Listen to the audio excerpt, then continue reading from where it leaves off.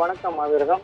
அதாவது கடந்த 17 மற்றும் 18 ஆகிய 2 தினங்களில் வளிமண்டல சுழற்சி காரணமாக நெல்லை மாவட்டத்தில் கனமழை பெய்துள்ளது.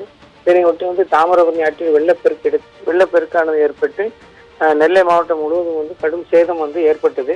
அதைத் தொடர்ந்து வெள்ள சேதத்தை மாவட்ட நிர்வாகமும் மற்றும் மத்திய குழுவும் ஆய்வு செய்துள்ளது. அதன்படி நெல்லை மாவட்டத்தில் ஆய்வு செய்தவர்களுக்கு இன்று அதிகாரப்பூர்வமாக மாவட்ட ஆட்சித்தலைவர் அறிவித்துள்ளார்.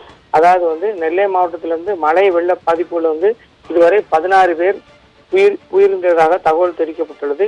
மேலும் 67 மாடுகள், 135 கன்றுகள், 504 ஆடுகள், அப்புறம் அது போக ஒரு 28,000க்கு மேற்பட்ட கோடிகள் சேதம் கணக்கிடப்பட்டுள்ளது. 1064 குடிசை வீடுகள் முற்றிலுமாக இடிந்து சேதம் எனவும் கணக்கிடப்பட்டுள்ளது.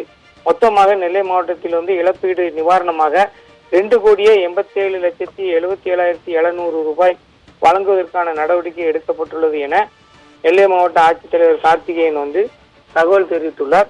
அதைத் தொடர்ந்து இன்று காலை விளையாட்டுத்துறை அமைச்சர் உதயநிதி ஸ்டாலின் இன்று காலை நெல்லை மாவட்டத்திற்கு மாவட்ட ஆட்சியர் அலுவலகத்துக்கு முதற்கட்ட நிதியை பாதிப்படைந்த 11 உயிரிழந்த 11 நபர்களின் குடும்பத்திற்கு தலா 5 லட்சம் அவர்களுக்கு நிதியை இன்னைக்கு வழங்கியுள்ளார். அதனைத் தொடர்ந்து மற்றவர்களுக்கு விரைவாக நிவாரணங்கள் உடனடியாக வழங்கப்படும் என்றும் தெரிவித்திருக்கிறார்கள்.